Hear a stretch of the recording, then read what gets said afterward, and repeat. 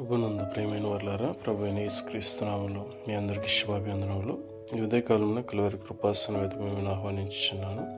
మొదటి సమూయేలు గ్రంథం 4వ అధ్యాయము 11 నుంచి 22 వచనంలో చూస్తే, ఇశ్రాయేలు ఫిలిస్తీన్ల చేతిలో ఓడిపోయారు. దేవుని మందసము పట్టబడింది. ఓప్ని ఫినెహాసులు కూడా ఏలీయాకు 2 కుమారులు కూడా మరణించారు.